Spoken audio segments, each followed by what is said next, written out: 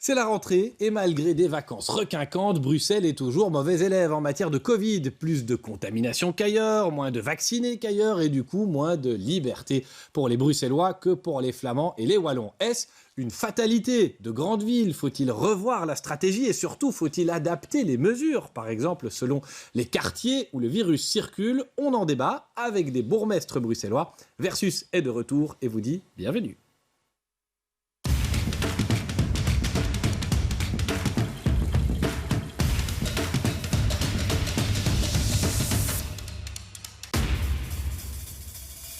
Et je l'ai dit, 4 bourgmestres de communes différentes, donc complémentaires en matière de stratégie. Fabrice Kums, bonjour. Vous êtes bourgmestre d'Anderlecht. Christos Doulkeridis, bonjour. Bonjour. Aussi. Vous êtes bourgmestre d'Ixelles. Vincent De Wolf, bonjour. Vous êtes bourgmestre d'Etterbeek et député au Parlement régional. Et puis Benoît Serex, vous êtes le maire de Woluwe Saint-Pierre. Bonjour. Peut-être pour vous, monsieur Kums, la première question.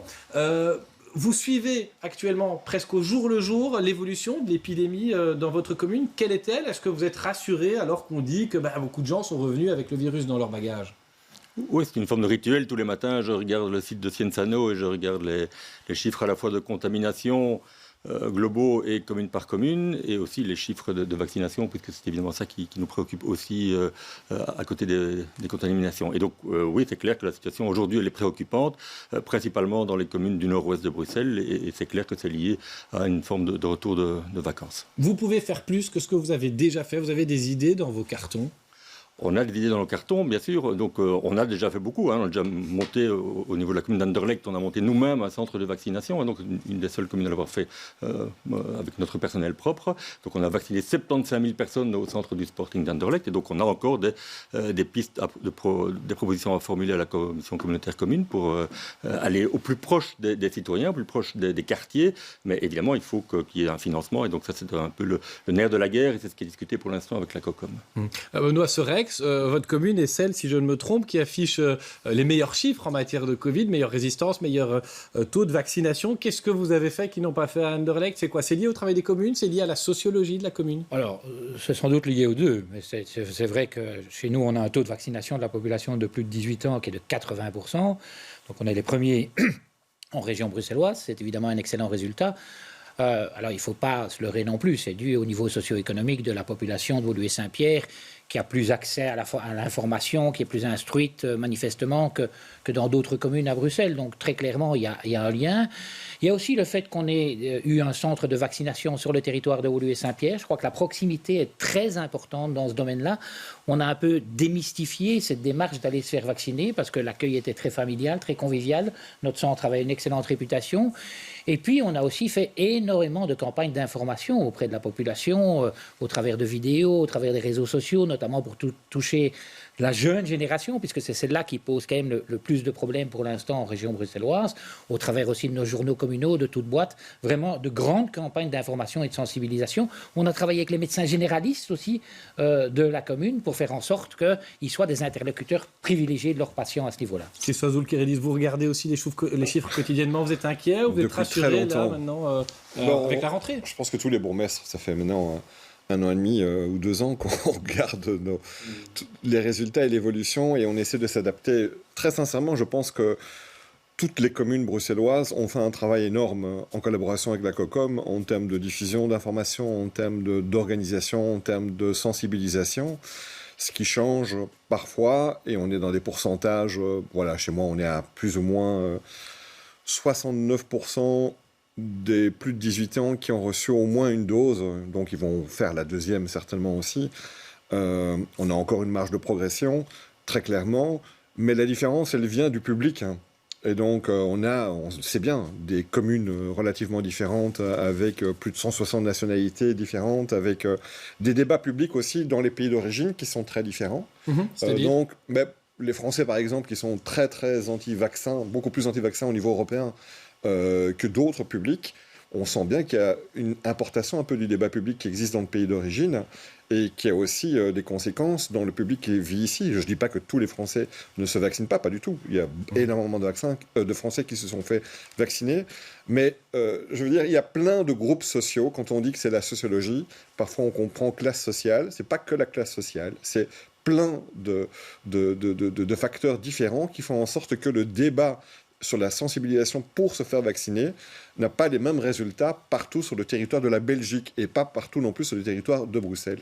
Je voudrais entendre Vincent de Wolf là-dessus. Vous la sentez, vous, dans votre commune d'Etterbeek, cette fracture, Christophe Zoulkeridis dit sociologique, on pourrait dire sociale, on lit ça aussi.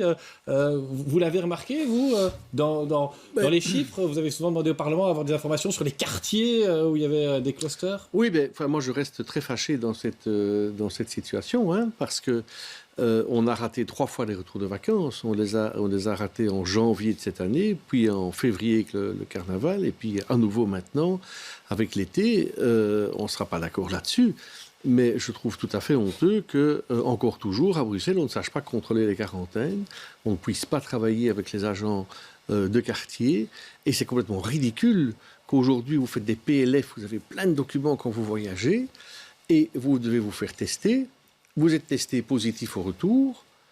À Bruxelles, après, il n'y a pas de suivi. Vous avez simplement, une fois sur 2, si tout va bien, quelqu'un qui vous téléphone en vous demandant si vous êtes en quarantaine, vous dites oui, c'est terminé, vous dites non, il ne se passe rien. Les autres, vous avez senti ça comme un problème, vous auriez voulu pouvoir contrôler plus, notamment les retours de vacances, Fabrice Kums, Benoît Sorex? On peut le faire, hein, donc je ne suis pas, effectivement pas du tout d'accord avec ce qui vient d'être dit, parce qu'on peut le faire, on a ce qu'on appelle un SharePoint. Avec la police. À la fois avec la police pour ce qui est des retours de vacances, et en tout cas les personnes qui ne souhaitent pas faire la quarantaine, et avec les communes, et donc nous on a des gardiens de la paix qui vont systématiquement, là où des personnes ont été testées positives et qu'elles ne souhaitent pas faire leur quarantaine ou qu'elles ne donnent plus de signe de vie, c'est en général ça qui arrive, et bien donc nos gardiens de la paix vont sonner aux portes, et donc on a une dizaine de cas de ce type-là chaque semaine pour l'instant. Une dizaine de cas. Christophe Zoulkeridis, vous aussi, vous avez envoyé du personnel communal ou de la zone de police? On contacte les gens. Franchement, je n'ai pas envie de taper sur le système, parce que quand je vois les efforts, les moyens budgétaires qui sont déployés pour essayer de suivre à la fois les contaminations et puis la vaccination, je pense qu'on n'a pas du tout à rougir. Et d'ailleurs, par rapport à la plupart des pays, non seulement européens, mais à l'échelle mondiale, en fait, on a des très bons résultats, et en termes de vaccination et en termes de contrôle. Maintenant, pour ma part, je dirais que l'essentiel, c'est d'avancer dans la vaccination et d'aller toujours plus loin. Parce qu'en fait, quand on regarde les chiffres par commune, sur les endroits où il y a le plus de contamination encore aujourd'hui, et qu'on les compare aux communes où il y a le plus de vaccination, on se rend quand même compte que les communes où il y a beaucoup de vaccination, il y a moins de contamination. Donc il y a une corrélation qui peut exister entre les deux, et je veux vraiment continuer à plaider pour que chacun prenne aussi ses responsabilités et se dise on a une solution par rapport à ce virus, qui est le vaccin, et donc allons-y, parce que on va continuer à chipoter sur les contrôles. C'est une question que je voulais vous poser auquel bourgmestre que vous êtes. Vous êtes en contact avec vos populations, nous le sommes comme journalistes avec des gens qui nous regardent, et dans les gens qui ne sont pas vaccinés, moi j'en ai déjà rencontré dans ma pratique, j'en ai eu parfois dans les reportages, un certain nombre qui, je pense, ne se feront pas vacciner, sont déterminés à ne pas se faire vacciner. Que fait-on avec ces gens-là? On les oblige à se faire vacciner, ou il y a une place dans la société pour des gens qui refuseraient le vaccin, ou bien on les oblige indirectement via une extension du Covid Safety Net. Voilà, qui a un avis là-dessus? Oui, alors, Benoît Sorex qui n'a pas eu la parole, puis les autres, vous pourrez, je veux savoir. On se rend bien compte qu'il y a, même dans des communes comme la mienne, un pourcentage de la population qui ne veut pas se faire vacciner. J'ai, par exemple, chez nous, un taux de vaccination des plus de 65 ans qui est de 88%. On a décidé de prendre contact personnellement avec ces 12% qui ne se faisaient pas vacciner. Je peux vous dire qu'on s'est fait très mal recevoir. Les gens considéraient qu'on devenait harcelant, qu'on commençait à porter atteinte à leur liberté, et donc les résultats étaient très faibles. On va rester avec un pourcentage de population qui dira non, très clairement. Maintenant, je crois que dans les communes du Nord dont on parlait tout à l'heure, quand on est à des taux de vaccination de 60-63%, il y a encore une énorme marge pour arriver aux 80-85%. Et ça, je trouve que du côté de la COCOM, on a réagi trop tardivement par rapport aux initiatives. On voit maintenant toute une série d'initiatives qui sont mises sur pied, grands magasins, vaccibus, centres sportifs, les écoles, tout ça est très bien. Mais en fait, dès le début de la politique de vaccination, on a vu qu'un certain nombre de communes, pour les raisons qu'on a expliquées tout à l'heure, performaient moins bien que les autres. Et c'est à ce moment-là, je pense, qu'il fallait anticiper les choses et prendre un certain nombre d'initiatives. Et on a été trop réactifs trop tardif, ce qui fait qu'aujourd'hui, en fait, Bruxelles est un peu pointé du doigt dans ce pays. Fabrice Kums, vous avez été oublié, le nord de Bruxelles a été oublié par les institutions ? Non, ce n'est pas une question d'avoir été oublié. Je pense qu'il y a des politiques différentes à mettre en œuvre. Et donc, par exemple, au niveau de la commune d'Anderlecht, on a fait des campagnes dans 8 langues différentes pour pouvoir toucher au plus près les différents... Ça a apporté des résultats. Ça a apporté des résultats, mais la grosse difficulté, et c'est là que je voulais en venir, c'est qu'on est face à des fake news contre lesquelles il est très difficile de lutter. Et donc, c'est par le dialogue et ça prend beaucoup, beaucoup de temps de pouvoir convaincre. Bon, une des fake news qui circule beaucoup, c'est le fait que le virus amène de la stérilité. Et donc... c'est quelque chose qui doit, de par le dialogue, se combattre. Et c'est là, et je reviens un peu à la question du financement. Quand j'entends qu'aujourd'hui, on veut nous financer à la dose injectée, c'est oublier tout le travail préparatoire qui est beaucoup plus difficile dans nos communes que dans d'autres communes où le public est peut-être plus réceptif. Et donc, il y a tout un débat quand même. Autant je ne pense pas que la COCOM ait oublié certaines communes, autant il y a quand même des réalités à prendre en compte qui sont les réalités auxquelles on est confrontés quotidiennement. Christophe Zoulkeridis, on peut faire quoi pour augmenter le taux de vaccination à Bruxelles ? On doit continuer cette diversification qui existe. C'est vrai que nous, on a pris contact, par exemple, avec tous les représentants de tous les cultes. Qu'on les aime ou qu'on les aime pas, peu importe, on a pris tout le monde.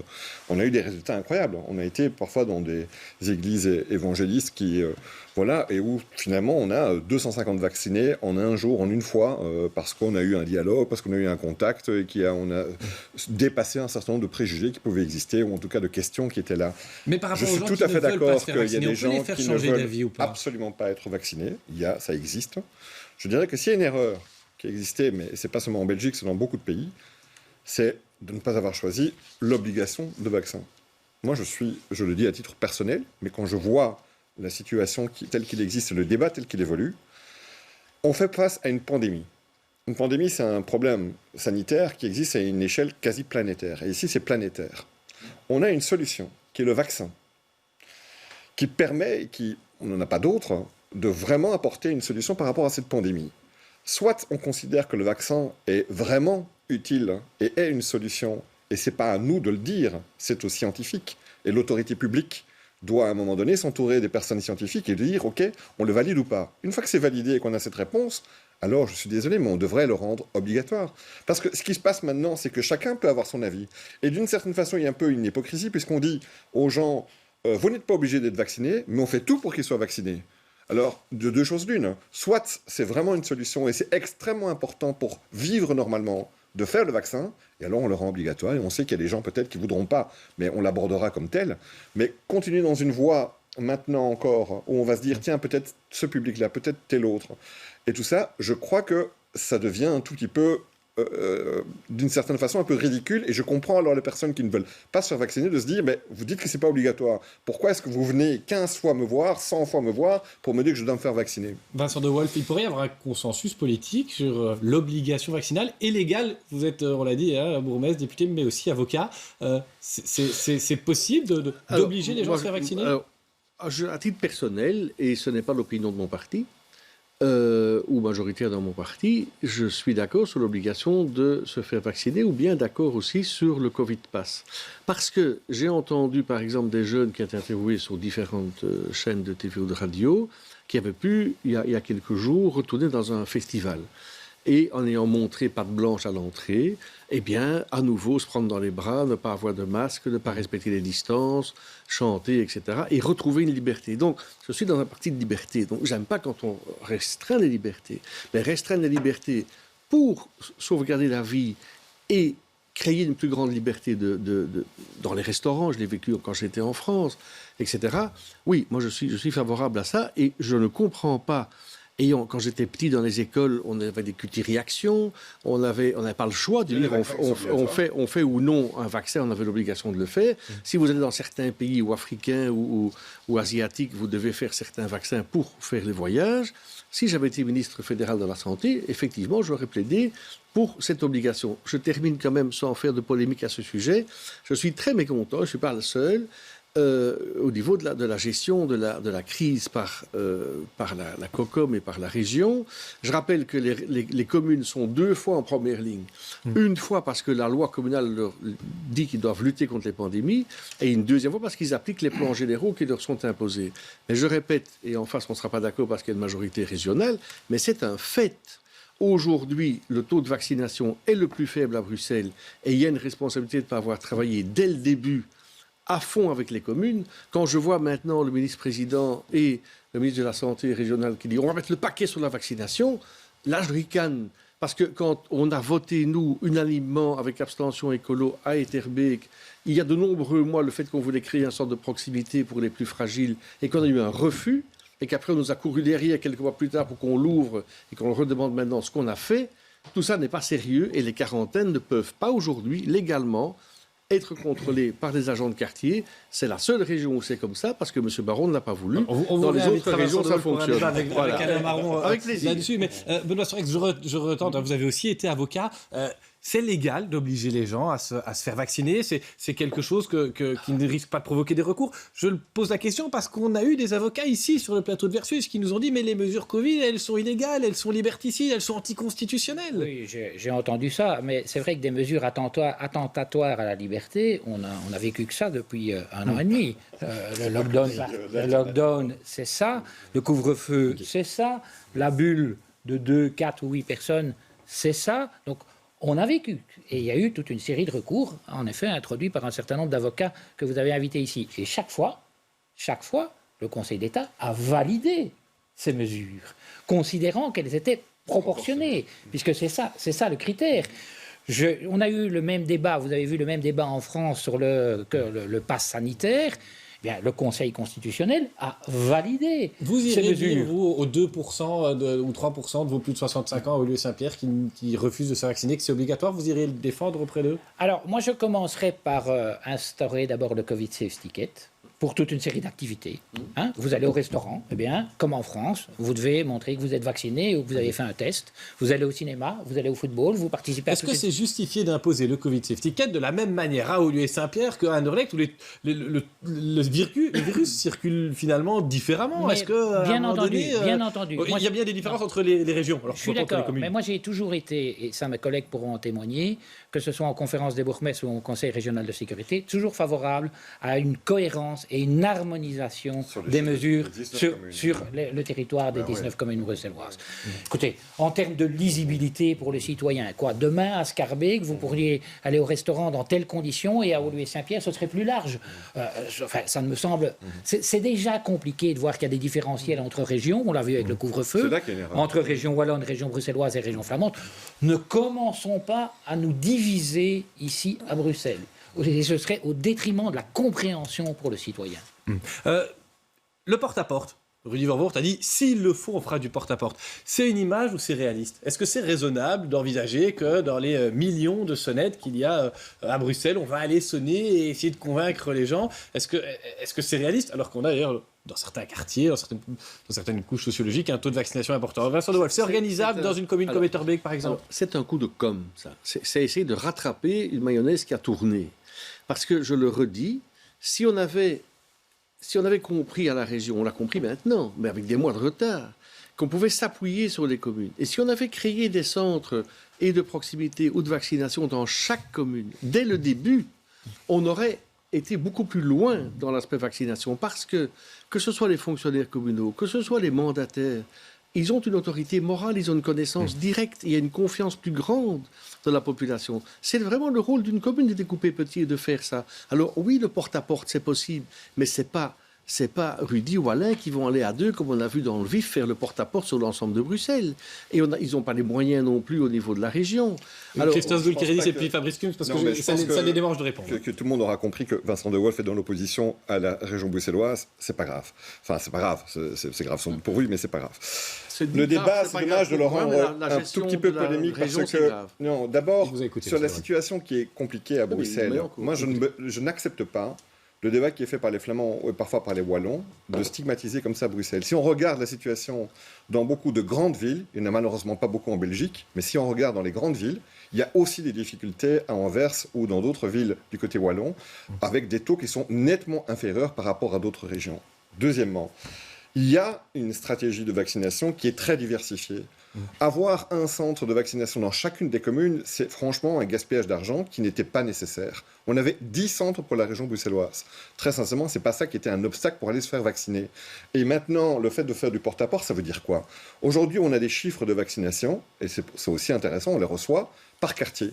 Si on voit que dans certains quartiers, il y a des difficultés et qu'il y a vraiment des pourcentages de non-vaccinés beaucoup plus importants, qu'est-ce qui empêche une autorité communale à se dire on va faire un travail sur ce quartier-là pour essayer d'y aller? Mais bien sûr, et c'est possible de le faire. Et donc, on met un bus de vaccination dans ces quartiers-là, on accompagne ça d'une information auprès des publics qui sont là, on peut travailler avec des associations qui connaissent mieux ce public peut-être, et avec lesquelles il y a une confiance, il faut travailler avec les médecins généralistes, il faut multiplier les différentes possibilités qui sont aujourd'hui existantes pour pouvoir essayer d'améliorer ces chiffres-là. Fabrice Kums, on stigmatise pas des quartiers quand finalement on organise toute une politique vaccinale autour de ce quartier-là? Est-ce que c'est pas aussi à un moment donné taper sur des groupes cibles, je vais dire? Non, mais il faut tenir compte de la réalité. Et la réalité est effectivement qu'il y a des quartiers, et d'ailleurs on reçoit les chiffres toutes les semaines, quartier par quartier, c'est assez précis. Donc on a une belle vision de là où il y a des problèmes de vaccination.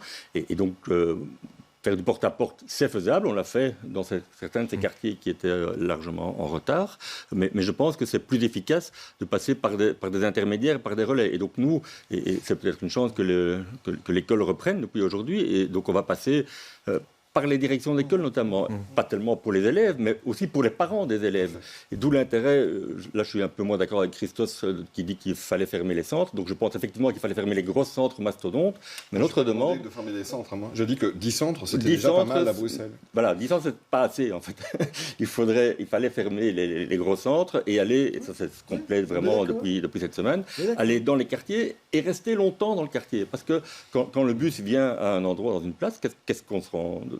à quoi est-ce qu'on est confronté, c'est que le premier jour, le taux de vaccination est assez faible, le nombre de vaccins injectés est assez faible. Par contre, après 5 jours, quand le bus reste au même endroit, on voit bien qu'il y a une forte progression. Donc nous, on plaide pour qu'il y ait un éclatement des centres de vaccination, avec parfois une seule ligne dans chacun de nos 8 quartiers anderlechtois, pour que les enseignants et les directions d'école et les ASBL et les représentants du culte puissent dire, voilà, au coin de la rue ou derrière à la place Intel, il y a un centre. Allez-y. Et donc ça, on y croit vraiment, c'est ça qu'on... Je reviens avec les gens qui ne veulent pas se faire vacciner et qui sont réfractaires, qui ne sont pas forcément anti-vax ou complotistes. Mais quand on voit finalement qui passe le message en incitant les gens à se faire vacciner, ce sont les élus locaux ou ministres fédéraux de la santé, ce sont les médias dits traditionnels, ce sont des professeurs d'université qu'on voit dans des conférences de presse du gouvernement. Est-ce qu'on n'a pas loupé quelque chose là pour toucher les gens qui, quelque part...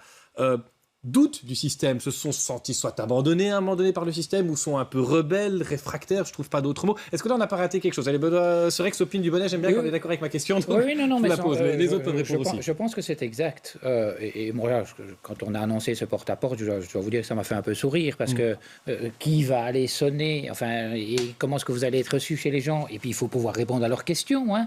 C'est pas n'importe quelle personne sans formation qui peut aller sonner chez les gens et expliquer les raisons du fait qu'il faut se faire vacciner. C'est pas si simple que ça. Moi, je l'ai vu, je l'ai dit lors des interviews téléphoniques qu'on a fait. Repenser la communication. Moi, je pense qu'on doit repenser la communication et qu'on doit travailler au travers de relais dans ces différents quartiers. Il existe des relais, des gens qui influencent au niveau associatif, les responsables de communautés religieuses. Bon, c'est très bien certaines initiatives qui ont été prises, mais moi, j'aimerais bien les entendre et leur dire, écoutez, nous, et de dire à leurs fidèles, nous, on souhaite que vous soyez vaccinés. Okay. C'est un acte de santé publique, c'est un acte de solidarité. Je vais vous suivre, mais c'est pour vous rendre la parole à tous les cas, parce qu'il nous reste 2 minutes, et je voudrais absolument que vous me donniez, et aux téléspectateurs de BX1, une mesure que vous êtes prêts à prendre dans votre commune, même si elle embête des gens. Jingle.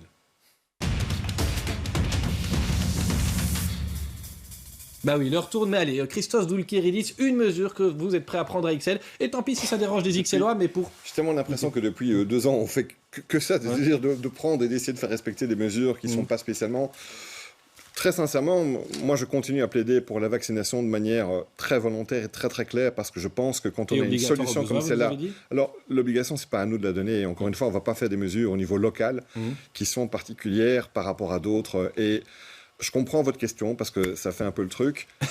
Moi, je dirais que le plus important pour moi, Benoît Sarex le disait aussi tout à l'heure, je pense que c'est vraiment dans ces directions que et Vincent et Fabrice travaillons ensemble, c'est qu'on ait la même politique sur l'échelle de 19 communes. Parce qu'autrement, on s'y perd et ça n'irait pas. Fabrice Kumpf, une mesure à Anderlecht concrète que vous êtes prêt à prendre? Moi, je crois que sur l'ensemble des 19 communes, il faut imposer plus largement l'utilisation du Covid Safe Ticket, en ce compris peut-être dans l'ORECA.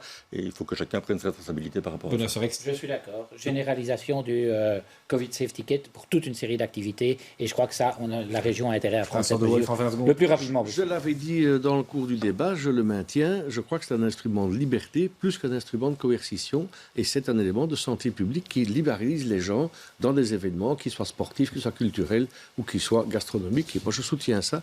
Et comme président de la conférence des bourgmestres, je pourrais le promouvoir si tout le monde marque accord à ce sujet. Merci en tout cas à tous les 4 d'être venus sur le plateau de Versus. C'était la première de la saison. La semaine prochaine, évidemment, d'autres invités, un autre thème et de nouveau beaucoup de questions.